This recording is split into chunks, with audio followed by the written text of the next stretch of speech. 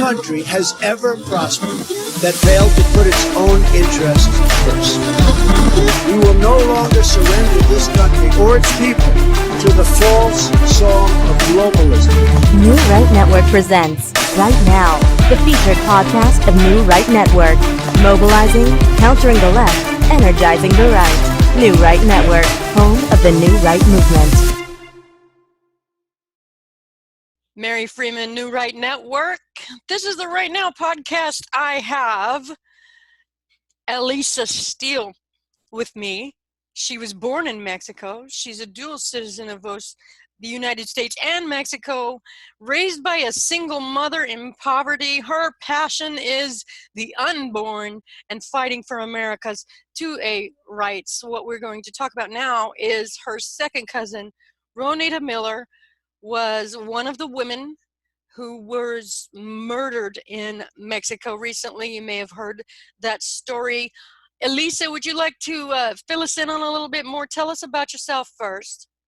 Okay, sure. A little bit about me. As you mentioned, I was born in Mexico, so I do have that dual citizenship. My mother is, she's American, born and raised in Colorado. My father is Hispanic.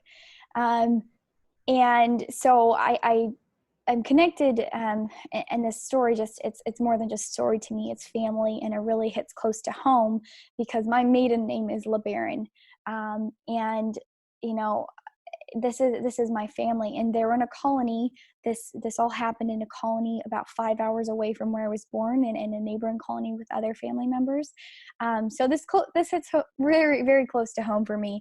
A little bit about me: I actually run a blog and podcast myself, and it sounds like you and I have a lot in common. We have a lot of the same passions, but specifically everything to do with the pro-life movement.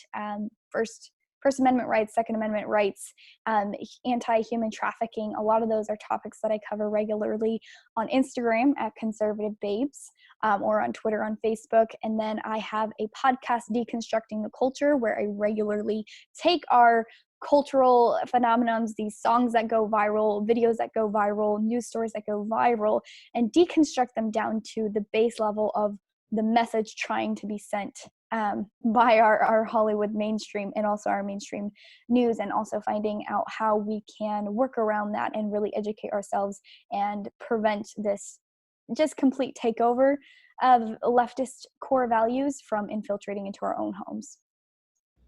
Excellent. So let's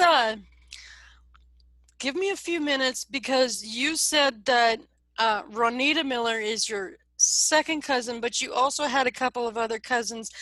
I want to take a few minutes and honor these victims. But what I want to do first is you saw in the media, it's kind of a victim blaming kind of thing where they said that these people were connected to so-and-so and such, and this is, they kind of made it seem like that they're the reason that they had been murdered. Basically, I want you to it's answer. Their fault. It's essentially the media's portrayal. Yeah, unfortunately, that has been the very, outside of the fact that this is tragic to begin with and the innocent loss of lives of women and children. But then next, the secondary victimization, the secondary just slaughter of the names of my family have just been really horrific. One of the things is I find interesting and also sad and disheartening to the immediate family members is it's all being portrayed as a LeBaron attack, and a LeBaron attack in Mexico. And yes, while these victims were related to LeBarons, their last names were Miller, Johnson, and Langford, so I'd like to honor those names. But then on top of that, this didn't even happen in LeBaron. A lot of the media has even been saying that this is happening in colonial LeBaron, where I was born. It actually didn't happen. It happened in the state of Sonora, not in Chihuahua at all, but in the state of Sonora and La Mora, Mexico. So that's another misinformation. But then where it really got gross was the victim blaming, the media saying, oh, well, they knew that they were living in a dangerous place, or it's their fault that they died because it's dangerous to live in Mexico. That's disgusting. First of all, there's no reason to kill innocent women and children. But second of all, would the media cover a slaughter of innocent women and children who died in Chicago or New York, where gun rights are also extraordinarily limited, would they say, oh, well, it's their fault, they lived in Chicago or New York where they can't have guns to protect themselves? As well, no. They wouldn't ever victim blame like that, but they feel like they're enough removed that they can say, well, it's your fault. Well, it's not. It's never a victim's fault. And then on top of that, the truth is,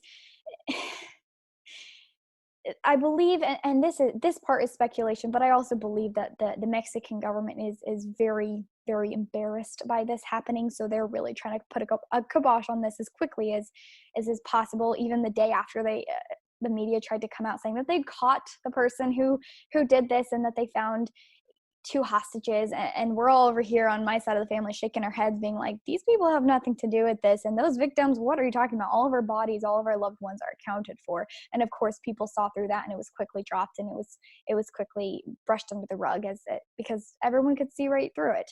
But then on top of that too, I have learned some really interesting things about our media through this process, simply because I always knew that the media, our mainstream media, had a narrative, and they have their way of framing the story and saying this is how it happened, and then finding your words, cutting them into little slices and fitting it into their story, whether it was the same story or not. I had that happen on multiple occasions, but one of the most egregious and kind of blatant disregards for the real narrative is I had, the day after this disgusting slaughter and attack on my family happened, I had 4 different interviews with mainstream networks here in Florida, and where I live here in Florida. And each one of them, they asked you at the end of it, what do you want the American people to know? What do you want the public to know about this story? And in each one of them, I said very clearly, with no mistake, I need the American people to know that this is why we fight for our Second Amendment rights, because my family knows that you can't get a hold of and protect your family and have guns to protect your family, and that Mexico's gun control laws are the dream of leftists in America. That's what they want, is very, very strict, limited gun ownership in the United States, and that it's going to be more of this is what happens if we progress into that direction. That when you have gun control, you leave the bad guys in control of the guns, and the innocent victims are the ones who suffer because they're the law-abiding citizens. And of course, they're not going to, have copious amounts of illegal guns because they're law-abiding citizens in the first place. And so it really, that was really what I had to say. And what a lot of my family had to say is, this is why you keep your guns, so you can protect your family. Guess how many people from each of those 4 networks covered that part of the story? Not one of them, I bet you None. anything. You were spot on. Not one of them. Zero. What do you think Zero covered. And here's the thing, and here's what I find to be quite interesting is, one, and the last one I did that night was probably like 9:30 at night. I was getting a little tired at that point, but that particular interviewer literally chuckled in my face and said, now you can't go and get all patriotic like that and rile people up by saying things about guns, and literally laughed in my face when I said, this is what the American people needs to take away from this story, is keep your guns, fight for your guns. And that just tells you where they're at. That just tells you exactly where they're at. What do you think the media's main motivation is in all of this? Because they painted this they've had so many different ways to paint this, including, I couldn't believe that they were victim shaming, and saying that, oh, well, they shouldn't have been where they were, or they were a part of this or that or the other family that just... We'll get into that too. I can debunk all of those crazy lies. But good, no, because what do you think their main goal on the why are they doing that? Yeah, so basically? A couple things is, first off, they're not going to touch the gun issue. The only time I saw the media touch the gun issue is my cousin Kendra did a 20-minute solid interview. It wasn't a cut and splice. It was a full uninterrupted interview with Anderson Cooper on CNN. And Anderson asked her that same question, what do you want the American people to take away from this? And she says the same thing, hold on to your guns. And of course there was more of that, but her message was hold on to your guns. And of course here's Anderson Cooper, and you're watching his face, and of course he is not in favor of this. He's crazy anti-gun, but he can't say anything to Kendra because Kendra just lost her sister-in-law and her nieces and nephews in a horrible death. And so Anderson Cooper can't say anything about this because he's going to be the one on the other side. He can't say that directly to the victim's family. So, But but that's the only time it was covered. his faces, the faces he makes, It's just stone cold. Because he's like Yeah. eye rolling But thing that's the only and time stuff I like saw that. that covered. That's the only time. And here's another thing too: is the media hasn't covered this as much as they should. And the few times they have covered it, the reason why that they are victim blaming so badly, in my opinion, is because they don't want this to be ammo for our current government to use to say, this is why we need a stronger wall. This is why we need to build up our border. This is why we need to wipe out the drug cartels and stop that crime from entering into the United States via stronger border. And so the media doesn't want to cover this story because this gives the conservatives and the Republicans, I'm not Republican, I'm conservative, but those of us who lean towards the right, he doesn't want this airing the flames of this is why we need more protection at the border. So of course the leftist media is not going to cover it. And when they do cover it, they're going to find it crazy excuses about why it's this family's fault, including, but not limited to, some of the craziest ones I've heard where somehow they were claiming that my family was connected to, I don't even know how to pronounce it, but like some Mixfin sex cult connected to Jeffrey Epstein, which is Nexium. I couldn't pronounce it. I'd never even heard of it. They actually connected your family to Nexium? They did. How did they do that? What kind of gymnastics did they have to do? They had some crazy outlandish story about how some girls way back when with the last name of LeBaron were like been mentored by this person, and then later that person came out as connected to that cult. They had to stretch so far that nobody in my family had even heard of this before. It was so outlandish and such a far stretch. Wow. And completely false. Then they had to dig. Unfortunately, we all know we have black sheep in everyone's family, right? Everyone has that. Or that cousin. I've been the black sheep. See, there you go. Or else you are the black sheep. But everyone has that family member they're a little ashamed of. Well, for us and many who are connected or related to the LeBarons, unfortunately, that is my great uncle, Ervil LeBaron. Ervil LeBaron was my father's uncle. And about 50 years ago, he was unfortunately all over in the news, and it was disgusting, and for good reason. He was doing some horrible things. Basically, the long and the short of it, and there's been a lot of books written about this, including one horrendous movie that was inaccurate about my family's history and Ervil LeBaron. But the long and the short of it is he was severely mentally disturbed. He thought he was a prophet from God. He was the one mighty and strong, quotation marks on that. And basically he started threatening anybody who wouldn't believe that he was the one mighty and strong. So he ended up having his followers kill various family members, including my mom's father. My grandpa, when my mom was a little girl, had his children murder my grandfather, and Ervil had some of his own wives and children killed, including an unborn grandchild. Some really horrible things. Let's just put it that way, okay? Wives?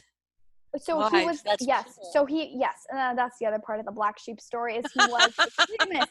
That's the other part, is he was a polygamist then. In polygamy, yes. Ah. So Ervil LeBaron created this crazy panic all over the news, and unfortunately blackened the LeBaron name. There are many, many LeBarons, and none of them are Ervil LeBaron. Ervil LeBaron is now many years dead and gone, sent to prison, died in prison. His followers are all dead or in prison or just off the map. So he's an old story from 50 years they just ago. reached They had to reach really so far back. So far. And unfortunately, Ervil has just a why, though. I know Ervil has absolutely nothing to do with these family members, but of course they have to drag that disgusting, shameful history that's not connected to these people at all. Right. Mind you. He's a distant relative at best, and connect it saying, oh, the Barons have a long, shaded history of violence. And you're like, no, one person 50 years ago did some horrible things that does not, and now is no longer connected to anyone. And so, of course, they bring that in and say, oh, that's why they did violent things once upon a time. That's why they deserve violence. No, one evil man did some evil things. He's dead. That's over. But the thing is, though, along with the women who were murdered and butchered and that, along with that, and this is what shocks me, is a pair of, well, I thought it was 6 months old, but you said 8-month-old twins. 8-month-old twins. And some young children. Uh-huh.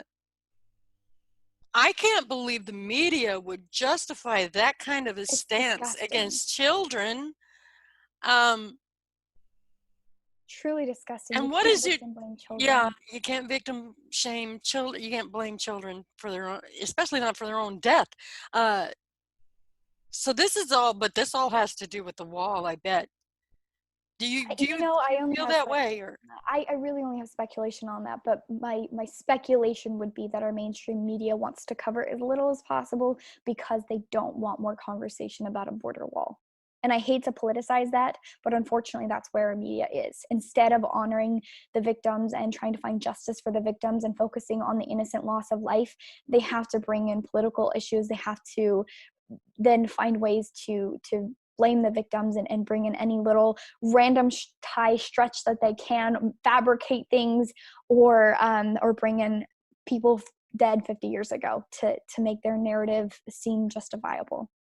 Yeah, so let's take a few minutes though in this conversation, and we want to honor the victims, all the Yeah, victims. You have their there, names, their ages, I and all of do. that. Do And you? you can find all those informations. I did an in-depth podcast episode that actually I detailed exactly what happened, play by play, what that was like, and all the victims and their names and ages.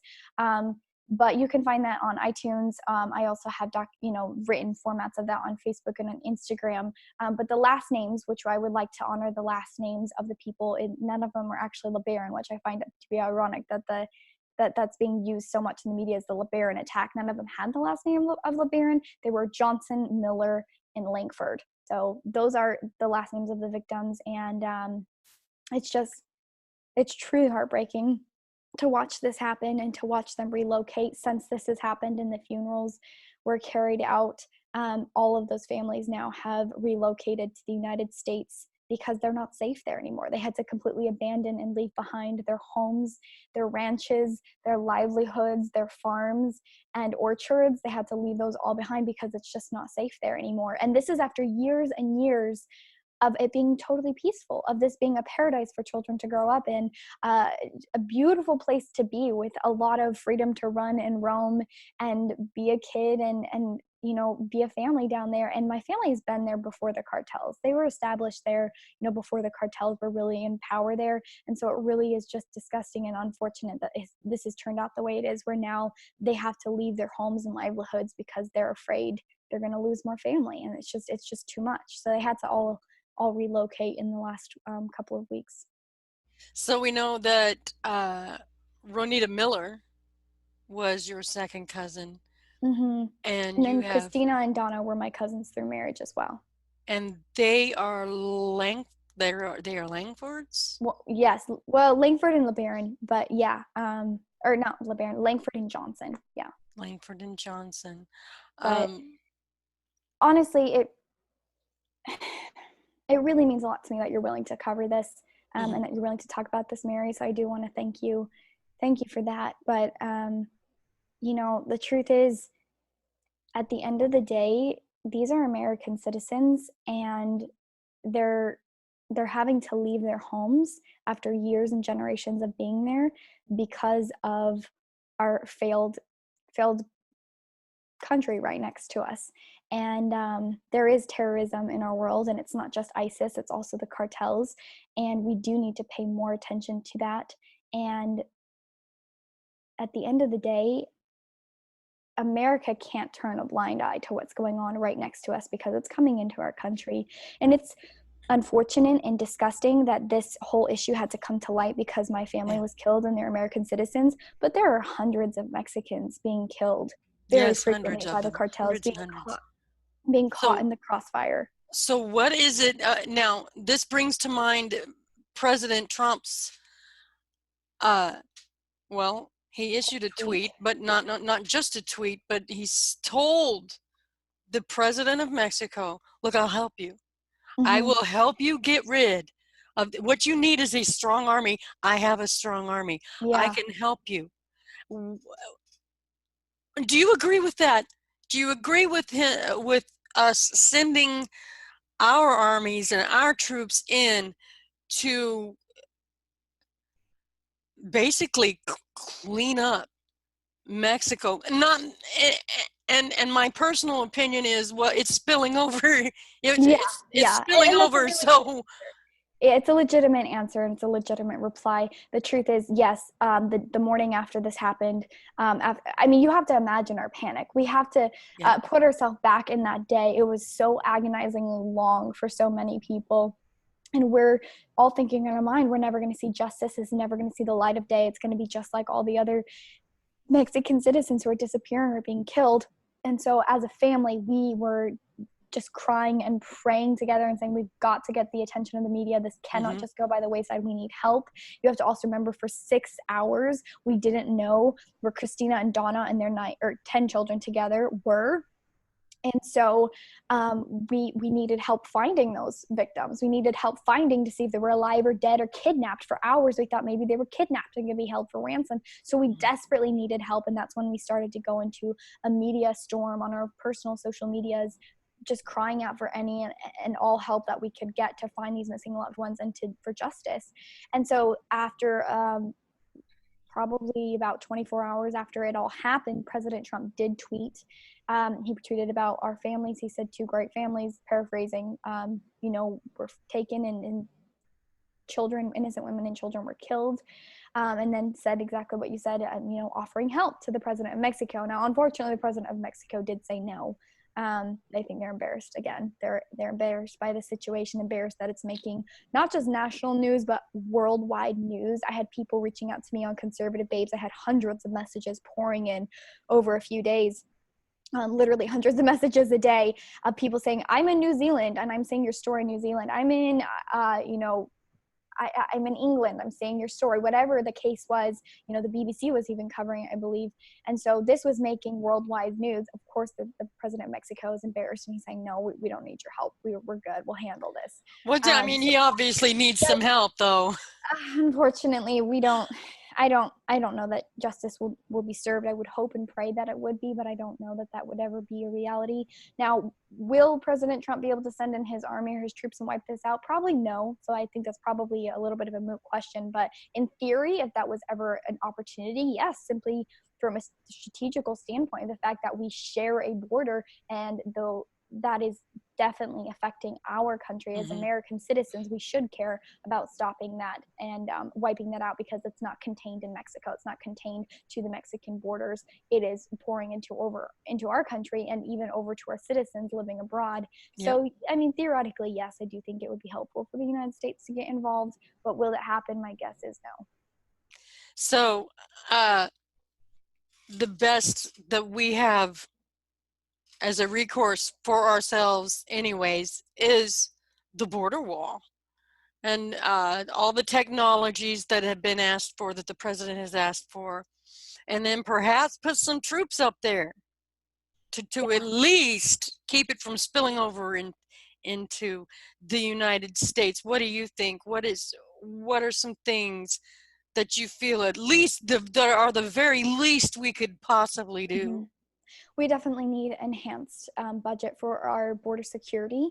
They are being completely overrun, and they have too many coming in. They need a substantial amount of financial help and also more troops down there. We also need a much stronger border wall, not just because of the cartels and the threat that they pose, but branching into another subject. And this is a subject that I'm not sure if you're familiar with, Tim Ballard and OUR, Operation Underground Railroad. Tim is a friend of the family's, kind of, and he started Operation Underground Railroad a few years ago, and they are one of the best organizations in the world that go in, partner with countries all over the world, including the United States, and they help bring an end to child sex trafficking. There are over 2 million children being trafficked in the world. And the truth is, here in America, we are struggling with that because we're one of the #1 consumers of child trafficking. And sadly, and this is something that Tim Ballard talks about a lot, I definitely recommend you look him up. He even has a really phenomenal book, Slave Stealers, that I recommend reading as well. But Tim will talk to you about the fact that in his time working in our United States armed forces, I'm trying to remember what it was. He wasn't in the army or the military. He was like he just worked on like border security. I think he was an FBI agent or something like that, but he worked in our armed services in some capacity, and it was specifically stationed next to the border. And he can tell you firsthand that we have a massive problem with children being trafficked across the Mexican United States border and being trafficked into the United States, where we consume a lot of the child sex slavery industry here in America. So even outside of my family, not to move from one tragedy to another, but we need a stronger border for many reasons. And if the cartels aren't enough, the child sex trafficking should be enough of a wake-up call that we seriously focus on this issue. That is a heartbreaker right there. Indeed. Nobody knew for the longest amount of time that the United States even had a problem with sex trafficking. And then NXIVM comes out, and Jeffrey Epstein comes up, and all of that. Just give me some impressions that you have as far as that topic goes. What have you found out? As far as sex trafficking? As far as all the sex trafficking and all of that, especially over the border between Mexico and the United States, is there? Yeah, it's really truly alarming, and also it gets even worse around large events, especially held close to the border. Anytime we have the Super Bowl held in any of those lower states, or it doesn't even matter. The fact is we now have airlines taking part in identification courses to spot sexual trafficking and traveling pimps traveling with underage girls, or just girls in general, even boys, to try and spot that, because it is such a huge problem in the United States. And the question I have to ask myself is, what kind of consumer demand would require that we have over 2 million children, not just people, children, in the sex slave industry? And that makes you look back at our country and our world, and our Western world specifically, and ask ourselves, what are we doing wrong that we have such a demand, and that so much of it is coming from the United States, where we also have the money? And I mean, not to branch into another subject, but I'm not sure if you're familiar with Fight the New Drug or their slogan, Porn Kills Love, but they have some amazing resources talking about this very issue and how we can work from the base down. And really a lot of it has to do with pornography. And I was there in Utah and was able to testify on the Utah state or Senate floor when we first passed the first bill that announced pornography as a public health crisis. And thankfully, that awareness has only just barely started to spread and gain more and more traction. So we have multiple states across the United States declaring pornography a public health crisis. But it all ties in. It really all does. It might sound like a broad and overreaching subject, but they all tie in, from our increased technology to our increase in hardcore pornography, which has a drug-like connection and an effect on our brain, to our from there increase in child trafficking, and then where that comes in on our borders. Now, what would you say to people who, they like to watch porn, but they are sure that they don't watch any porn with underage kids in it and all of that other, but it all feeds in, as far as I'm concerned, it all feeds in, it all funds, they all fund each other. They all feed into each other. It all does.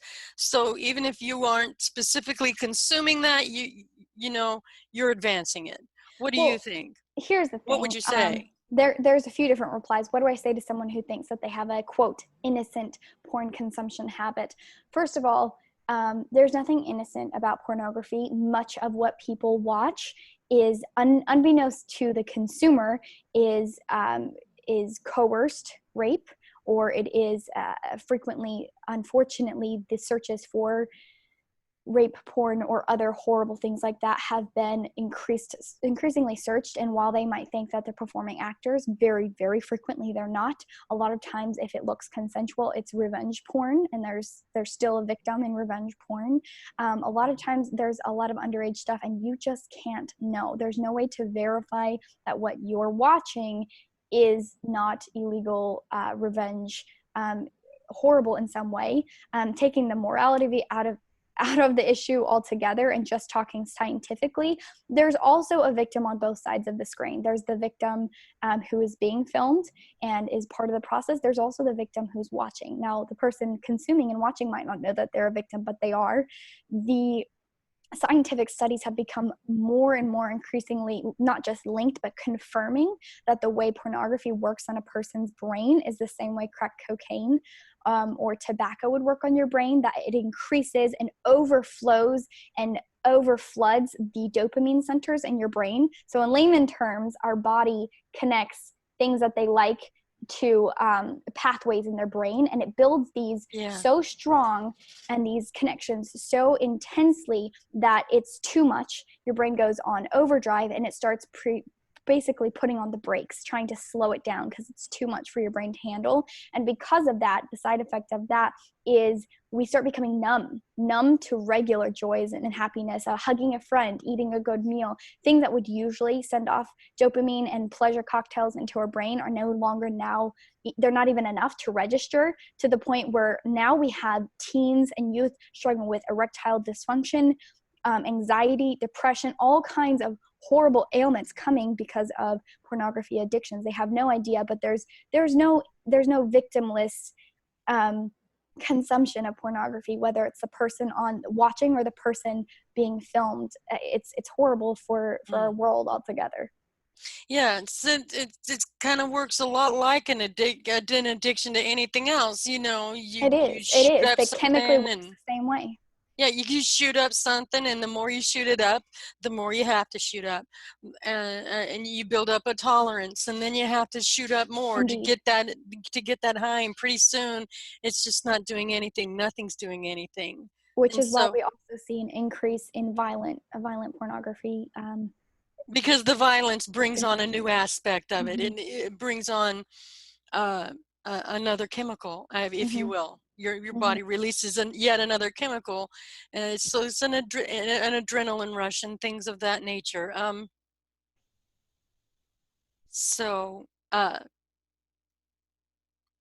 But definitely, I know a lot of. There's a lot of resources. I've kind of just given a little glimpse of this subject, which I'm really passionate about, but you can find a whole lot more of this.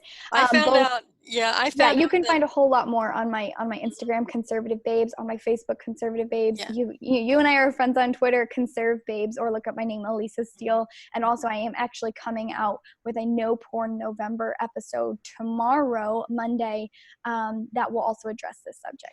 So there's a movement going on, and I don't know if you've heard about it or not, and it has received massive backlash from the left.